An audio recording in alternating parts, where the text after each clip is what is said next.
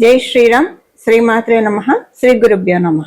సింహరాశి సింహ లగ్నంలో పుట్టిన వాళ్ళకి ఈ పరాభవ నామ సంవత్సరం ఎలాంటి ఫలితాన్ని ఇవ్వబోతుంది, ఈ విషయాలు తెలుసుకోవడానికి ముందుగా ఆదాయం వ్యయం చూద్దాము. ఆదాయం 5, వ్యయం 5. రాజపూజ్యం 7, అవమానం 7, రెండు సరికి సమంగా ఉన్నాయి. ఈ సంవత్సరం ఎలాంటి ఫలితాన్ని గోచార గ్రహస్థితులు, గోచారంలో ఉన్న గ్రహ దేవతలు మీకు ప్రసాదించబోతూ ఉన్నాయి, ఈ విషయాన్ని మనం చూద్దాం. ఈ సంవత్సరం ప్రత్యేకించి జూలై నుంచి మనం చూసుకుంటే ఇంట్లో మీరు ఇంటికి సంబంధించిన విషయాల్లో పనులన్నీ కూడా ఫాస్ట్గా ప్రోగ్రెస్ అవుతాయి.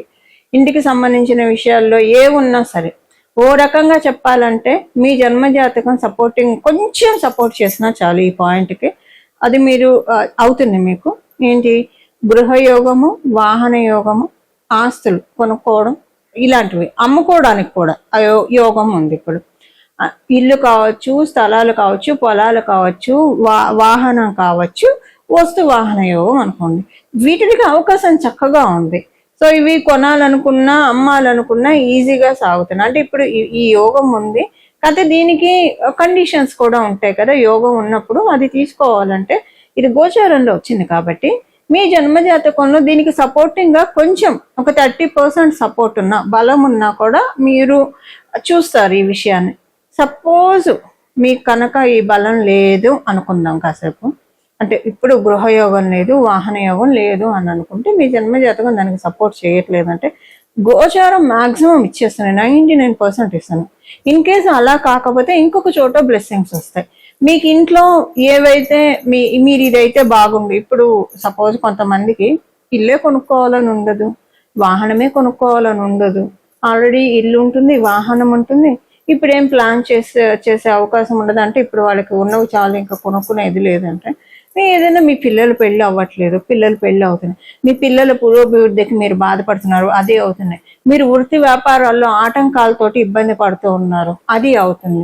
ఇలాగా ఏ విషయంలో అయితే మీరు ఇంటికి వెళ్ళిన తర్వాత మీరు తల పట్టుకోకుండా ప్రశాంతంగా కూర్చునే విధంగా గోచరంలో ఉన్న గ్రహస్థితులు మిమ్మల్ని చేస్తున్నాయి. అబ్బా ఇప్పుడు ఇది ఉంది, ఎప్పటికి తీరుస్తుంది భగవంతుడా అని ఇలా తల మీద చెయ్యి వేసుకోకుండా ఆ చెయ్యి తీపిస్తున్నాడు గోచారంలో ఉన్న గ్రహ దేవతలు. సో ఏదైతే లాగ్ అవుతూ ఉందో, జడంగా ఉందో, ఆ పనులన్నీ చక్కగా అవుతాయి. ఇది మీ వృత్తి వ్యాపారానికి సంబంధించిన. ఇప్పుడు వృత్తి వ్యాపారాల్లో ఏదన్నా ఆటంకాలు ఉన్నాయి అనుకోండి, ఆ స్ట్రెస్ అంతా ఇంటికే క్యారీ అవుతుంది కదా. ఇంటికి వచ్చిన తర్వాత అంటే అన్అవాయిడబుల్ ఉంటాయి కొన్ని అసలు. అంటే మామూలుగా మేనేజ్ చేసుకున్నవి అయితే ఆలోచించాము. ఈ పెద్ద తలకాయ నొప్పులు ఉన్నాయి అనుకోండి, ఇంటికి వచ్చిన వాట ఆలోచన ఉన్నవి ఏవైనా మీకు ఉంటే అప్పుడు గృహయోగం బదులు ఈ యోగం ఉంటుంది. వాటి నుంచి మిమ్మల్ని బయటపడేస్తున్నారు గ్రహ దేవతలు, గోచరంలో ఉన్న గ్రహ దేవతలు. బ్లెస్సింగ్ అయితే ఉంది మీకు డెఫినెట్గా. సింపుల్గా చెప్పాలంటే ఇంట్లో ఆనందంతో మీరు మీ సమయాన్ని, మీ కాలాన్ని సద్వినియోగం చేసుకుంటారు. చాలా సంతోషంతో గడుపుతారు మీ ఇంట్లో మీ సమయాన్ని. ఇది మీకు ఇస్తూ ఉన్నాడు. అలాగే మీకు ఇంకొక బ్లెస్సింగ్ ఏంటంటే మీకు అంతర్గత శత్రువులు, బహిర్గత శత్రువులు, వీటి నుంచి మిమ్మల్ని బయటకు తెస్తున్నాడు ఆయన, లిబరేట్ చేస్తున్నాడు. అంతర్గత శత్రువులు మనకి తెలుసు కదా, మనకి అంతర్గత శత్రువులు షడ్రిపూస్ అని చెప్తుంది జ్యోతిష శాస్త్రం. దానివల్ల ఎవరైనా ఇబ్బంది పడేది కామ, క్రోధ, లోభ, మదం, ఆశ్చర్యం.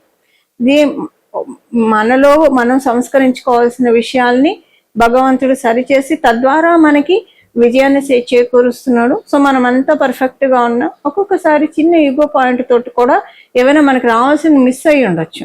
సో వాటి నుంచి అంటే ఏది మనం అంటే అన్ని వేళలా, అంటే మనం ఎంత 0% యాటిట్యూడ్ మెయింటైన్ చేసినా అన్ని వేళలా అది సాధ్యపడకపోవచ్చు. ఎక్కడో చోట మన చుట్టూ ఉన్న పరిస్థితులు, మనుషులు కూడా దాన్ని సహకరించాలి కదండి. సో 0% యాటిట్యూడ్ మనం మెయింటైన్ చేస్తుంటే నెత్తి నొక్కి తొక్కే వాళ్ళే, అడ్వాంటేజ్ తీసుకునే వాళ్ళే ఎక్కువగా కనిపిస్తారు కదా. ఈ క్రమంలో మనము ఒకవేళ కొన్ని చోట్ల ఒక చిన్న యాటిట్యూడ్, ఈగో చూపిస్తే దానివల్ల తప్పిపోయేవి కూడా తప్పిపోనీయకుండా అదే అంతర్గత శత్రువుని జయించడం ఉంటాయి. సో అంటే కావాలని ఈ గేమ్స్ కొంచెం పాలిటిక్స్ ప్లే అవుతూ ఉంటాయి కదా. ఎప్పుడైనా ఎదిగేప్పుడు చుట్టూ ఉన్న వాళ్ళు కావచ్చు, సిచ్యువేషన్స్ కూడా వస్తాయి మన చుట్టూ ఉన్న వాళ్ళనే. అంటే ఇప్పుడు మనకి అంతా బాగుంటే దేన్ని అంతా బాగుంటుంది. సో ఎవరు మనల్ని ఆపలేరు. ఒకవేళ ఏదైనా ఉంటే అది ఆపారు అని ఒకళ్ళని అనుకోవడం కూడా అనవసరం, ఎందుకంటే అది ప్రారంధాన్ని అనుసరించి జరుగుతుంది కాబట్టి. సో ఇప్పుడు ఏంటంటే వీటిలో నుంచి బయటపడేస్తున్నారు, ఒక లైమ్ లైట్లోకి మిమ్మల్ని గ్రహదేవతలు తీసుకెళ్తారు. సో మీకు అర్థమయ్యేది చెప్పాలంటే ఏదన్నా పరిస్థితులు రీత్యా కావచ్చు, వ్యక్తులు కావచ్చు, మిమ్మల్ని ట్రిగర్ చేసి మీకు అందుకోవాల్సిన యోగాన్ని అందుకోనియకుండా ఏం చేస్తే మీరు ఆ యోగాన్ని నుంచి దూరం అవుతారు అలా చేస్తూ ఉంటే ఇప్పుడు వాళ్ళు సైలెంట్ అయిపోతారు. సో లేదా వాళ్ళన్నా సైలెంట్ అవుతారు, లేదా మీ మెంటాలిటీ అన్నా మారుతుంది. వీళ్ళు డ్రామా క్రియేట్ చేస్తున్నారు, ఇక్కడ ఇలా ఉంది విషయము, ఈ విషయాన్ని నాకు వస్తే నేను తీసుకుంటాను కాబట్టి డ్రామా క్రియేట్ చేసి నేను ఏం చేస్తే ట్రిగర్ అయ్యి ఆ విషయం ఆగిపోతుందో అది ట్రిగర్ చేస్తున్నారు. ఇప్పుడు మనం చూస్తుంటాం కదా పెళ్లిళ్ళలో కూడా ఇలా తంపులు పెడతారు, వీళ్ళిద్దరు గొడవాడుకుంటారు, ఆ తంపులు పెట్టిన వాళ్ళ గురించి తెలియకుండా వీళ్ళిద్దరు గొడవాడుకుంటారు, అటువైపు వాళ్ళు ఇటువైపు వాళ్ళు పెళ్లి బ్రేకప్ చేసుకోవడం, ఒకళ్ళు పెళ్లి చేసుకోవడం గొడవలతోనే సాగుతుంది. సో ఇలాగా ఆ టైంలో కనుక ఎవరైతే విన్నారో ఆలోచించి వీళ్ళు ఏదో పుల్లలు పెట్టే ప్రయత్నం చేస్తున్నారని ఆలోచించి చేస్తే అక్కడ సమస్య ఉండదు. లేదా ఆ పుల్లలు పెట్టే వాళ్ళకి అప్పుడే ఏదో ఒకటి వాళ్ళకి అలాంటి సిచ్యువేషన్, సిమిలర్ సిచ్యువేషన్ వచ్చి అమ్మో విషయం నాకు వస్తే ఇలా ఉంది, లేదా అది ఇబ్బంది కలుగుతుంది అని వాళ్ళకి ప్రకృతి చెప్పి ఆగిపోతారు. ఈ రెండిట్లో ఏదన్నా జరుగుతుంది. అది మీకు ఎగ్జాంపుల్కి చెప్తాను, ఇలా జరుగుతుంది. సో బాహ్య శత్రువులు ఏమనంటే సిచ్యువేషన్స్ కావచ్చు, వ్యక్తులు కావచ్చు, ఎవరైనా మిమ్మల్ని ఇబ్బంది పెడుతూ ఉంటే వాళ్ళంతా సైలెంట్ అయిపోతారు. అంటే వాళ్ళ పనుల్లో వాళ్ళు బిజీ అవ్వడం కావచ్చు, లేదా వాళ్ళకి సేమ్ సిచ్యువేషన్స్ మిమ్మల్ని ఏదైతే ఇబ్బంది పెట్టారో అలాంటి సిచ్యువేషన్స్ ట్రిగర్ అయ్యి బాధపడుతూ అరే ఇలా చేయకూడదు కదా ఇంకెప్పుడు అని వాళ్ళకి తెలిసేట్టు. సో అది మనలో ఉన్న అవతల వాళ్ళలో ఉన్న ఈ రెండింటిని క్లియర్ చేస్తుంది గోచరంలో ఉన్న గ్రహస్థితులు. అలాగే ఆరోగ్య సమస్యలు మీకు మీ ఇంట్లో వాళ్ళకి ఏదన్నా ఉంటే అవి క్లియర్ అవుతాయి. మీరు ఫారెన్ వెళ్ళాలని ప్రయత్నిస్తూ ఉంటే ఇప్పుడు ఒక రాచబాట అవుతుంది డెఫినెట్గా. అలాగే స్థల మార్పును కూడా సూచిస్తుంది. ఈ సింహరాశి సింహ లగ్నాలు పుట్టిన వాళ్ళకి ఈ పరాభవ నామ సంవత్సరంలో స్థల మార్పు, ఇప్పుడు జరిగే స్థల మార్పు మీకు అదృష్టాన్ని తెచ్చిపెడుతుంది ఖచ్చితం. ఇదే ఈ స్థల మార్పు, మీరు ఇల్లు మారచ్చు. ఇల్లు మారడం అంటే సపోజ్ మీరు సొంత ఇంట్లో ఉంటే ఇంకా మంచి ఇల్లు తీసుకొని వెళ్ళొచ్చు, ఆ ఇల్లు మీకు ఇంకా అదృష్టవంతంగా ఉండొచ్చు. సపోజ్ అద్దెళ్ళలో ఉన్న ఇంకో ఇంటికి వెళ్ళొచ్చు. ఇలాగ స్థల మార్పు. లేదు ఇంట్లో కాకపోయినా మీ వృత్తిలో, ఇప్పుడు ఉద్యోగస్తులు కనుకోండి, వృత్తిలో మీకు అప్గ్రేడ్ అవుతారు మీరు. సో అలాగా మీరు వేరే చోటికి బదిలీ అవ్వడమో, లేదా మీ వర్క్ ప్లేస్ లో బదిలీ కాకపోయినా చేంజెస్ చూస్తారు. బట్ స్థల మార్పుకి ఎక్కువగా సూచనలు కనిపిస్తున్నాయి. ఈ అవకాశం ఉంటుంది. అలాగే వ్యాపారస్తులకి ఏంటంటే మీకు దూర ప్రాంతం నుంచి లావాదేవీలు రావడము, లేదా మీరు వ్యాపారం గురించి ఎక్కువగా జర్నీస్ దూర ప్రాంతానికి చేయాల్సి రావడము, వెళ్ళాల్సిన అవసరం, ఎక్కువగా ట్రావెల్ చేయాల్సిన అవసరము. అలా అంటే మీరు ఒక స్థలంలో ఉన్నా ఆ స్థలంలో ఉండలేరు. బట్ ఎక్కువగా స్థల మార్పుకైతే ఛాన్సెస్ చాలా బాగా సూచిస్తున్నాయి సింహరాశి సింహ లగ్నంలో పుట్టిన వాళ్ళకి. ఈ సంవత్సరం డిసెంబర్ నుంచి సింహరాశి సింహ లగ్నంలో పుట్టిన వాళ్ళకి కొంచెం ఎక్కువగా స్పిరిచువాలిటీ మీద ఇంట్రెస్ట్ పెరుగుతుంది. అలాగే ఒక కాస్మోస్ మీద, విశ్వం మీద ఎక్కువగా దృష్టి అవుతుంది. ప్రకృతి అంతా కూడా మీకు జలతత్వం బలంగా అవుతుంది. డిసెంబర్ నుంచి జలతత్వం బలంగా అవ్వడము మీకేంటంటే చాలా సూక్ష్మంగా ప్రతిదీ కూడా పరిశీలిస్తారు. దేన్ని పరిశీలిస్తారు? లౌకిక అంశాలని కాదు. మీకు తెలియకుండానే కొన్ని ఆలోచనలు వస్తాయి. ఈ ఆలోచనలు ఏంటంటే మీకు అంటే మనల్ని మనము మంచి, అంటే ఆ ఆలోచనలు మనల్ని మనము ప్రోగ్రెసివ్ మోడ్లో తీసుకెళ్లే విధంగా మంచి ఆలోచనలని ఇప్పుడు మీకు డిసెంబర్ నుంచి ఎక్కువగా అధికంగా ఉంటాయి. మీకు సింహరాశి సింహ లగ్నంలో పుట్టిన వాళ్ళందరికీ కూడా ఇలా సింహరాశి సింహ లగ్నంలో పుట్టిన వాళ్ళకి చక్కటి ఫలితాన్ని చూడబోతూ ఉన్నారు ఈ పరాభవ నామ సంవత్సరంలో. దీన్ని ఇంకా పెంపొందించుకోవడానికి ఏ పరిహారం చేయాలో కూడా మనం చూద్దాం. శుభకార్యానికి అవకాశం ఉంది. సో ఇలాగా చాలా మంచి విషయాలన్నీ కూడా ఈ సంవత్సరంలో మీరు చూడబోతున్నారు.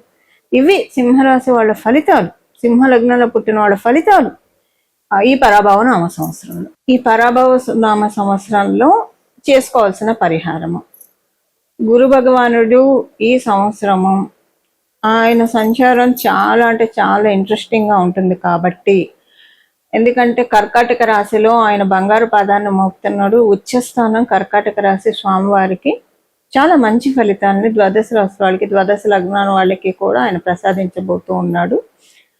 ఎందుకంటే ఉచ్చ స్థానంలో ఉంటున్నాడు కాబట్టి. బట్ కండిషన్స్ అప్లై, కొన్ని రాసుల వాళ్ళకి కొన్ని లగ్నాల వాళ్ళకి ఆయన కంప్లీట్ ఫలితాలను అయితే ఇవ్వలేడు.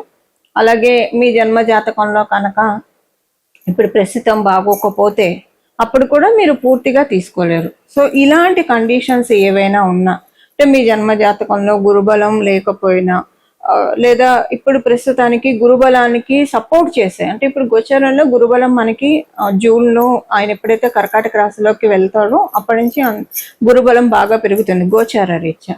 కానీ మీ జన్మ జాతకం ప్రకారము మీకు గురుబలం ఎక్కువగా లేకపోయినా, లేదా గురుబలాన్ని డామినేట్ చేసే విధంగా మీకు ప్లానెటరీ పొజిషన్స్ ఉంటే కనుక దానికోసము పరిహారము అందరికీ కలిపి, అంటే ద్వాదశ రాశుల వాళ్ళకి కూడా ఈ సంవత్సరం అంతా కూడా వీలైనంత వరకు దక్షిణామూర్తి స్వామి వారి ఆరాధన చాలా సత్ఫలితాన్ని ఇస్తుంది.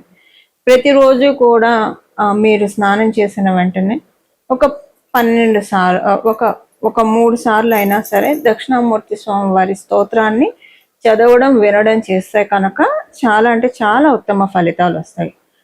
ఇప్పుడు ఏంటంటే మీరు ఒకవేళ దక్షిణామూర్తి స్వామి వారి స్తోత్రం చేసిన విడిగా కూడా మీరు జపించుకోవడానికి రోజంతా కూడా ఏ పని చేస్తూ ఉన్నా సరే దక్షిణామూర్తి స్వామి వారి మంత్రం జపించవచ్చు. శ్రీ గురు దక్షిణామూర్తయే నమః, శ్రీ గురు దక్షిణామూర్తయే నమః, శ్రీ గురు దక్షిణామూర్తయే నమః ఈ నామాన్ని జపించుకోవడము, లేదా శ్రీ గురుదత్త జయ గురుదత్త శ్రీ దత్త శరణం మమ, శ్రీ గురుదత్త జయ గురుదత్త శ్రీ దత్త శరణం మమ, శ్రీ గురుదత్త జయ గురుదత్త శ్రీ దత్త శరణం మమ. అలాగే మీరు హయగ్రీవుణ్ణి ఆరాధించిన, సరస్వతి అమ్మవారిని ఆరాధించిన, ఎవరిని ఆరాధించినా, అంటే గురుమూర్తి రూపంలో ఉండే ఏ దేవీ దేవతలను ఆరాధించినా కూడా చక్కటి రాఘవేంద్ర స్వామి వారిని కావచ్చు, ఇలాగా మీరు ఏ దేవీ దేవతలను ఆరాధించినా, అంటే గురువు స్థానాన్ని సూచించే దేవీ దేవతలు, గురుతత్వాన్ని సూచించే దేవీ దేవతలు, ఏ దేవీ దేవతల ఆరాధన చేసినా కూడా చాలా అంటే చాలా చక్కటి ఫలితాలు చక్కగా సిద్ధిస్తాయి. ఇలా మనందరం కూడా ఈ సంవత్సరం మొత్తం కూడా గురువు యొక్క కృపా కటాక్షాన్ని తీసుకోవడానికి అత్యుత్తమమైన సమయము. ఇప్పుడు 12 ఆయన కర్కాటక రాశిలోకి రావడము, మళ్ళీ ఆయన కర్కాటక రాశిలోకి రావాలంటే ఈ సంవత్సరం ఇంట్రెస్టింగ్ గా కూడా ఉంది స్వామివారి ట్రాన్సిట్, గురు భగవానుడి యొక్క ట్రాన్సిట్. అది మళ్ళీ తర్వాత మనం సపరేట్ వీడియో చేద్దాం దాని గురించి. కానీ ఇప్పుడు మటుకు గురువు యొక్క బలాన్ని అందరం పెంపొందించుకోవడానికి this is the best time and right period అని కూడా చెప్పొచ్చు. ఇక్కడ నుంచి గురువు యొక్క ప్రభావం చాలా ఎక్కువగా ఉంటుంది. అది ఇక్కడ నుంచి కొన్ని సంవత్సరాల పాటు అని కూడా చెప్పచ్చు. ఎందుకంటే ఆయన అతిచారంలోకి వెళ్తూ ఉన్నాడు, ఈ సంవత్సరంలో కూడా అతిచారంలోకి వెళ్తున్నాడు. అతిచార గురువుడు అతి బలవంతుడు అని చెప్తుంది జ్యోతిష శాస్త్రము. సో ఇది ఇప్పుడు మీకు గురుబలం ఉన్నా లేకపోయినా, మీకు తెలిసినా తెలియకపోయినా సరే, ఈ సంవత్సరం నుంచి గురుబలం మనందరం పెంచుకోవడానికి, మీకు ఆల్రెడీ గురుబలం ఉంటే చాలా మంచిది. ఇక మీకు మీరు నక్కతో కుదుకినట్లే. గురుబలం లేదు అని అనుకుంటే కనుక ఇప్పుడు గురుబలాన్ని పెంచుకోవడానికి సరైన సమయం, రైట్ పీరియడ్ అని చెప్పడంలో ఏమాత్రం సందేహం లేదు. ఈ విధంగా మనం అందరం కూడా గురుబలాన్ని పెంపొందించుకొని మన జీవితాన్ని మంగళప్రదంగా, అదృష్టప్రదంగా, సౌభాగ్యవంతంగా మార్చుకోవాలని చెప్పి మనందరి తరఫున జగన్మాతను మనస్ఫూర్తిగా ప్రార్థిస్తూ మంగళం. నమో భగవతే వాసుదేవాయ.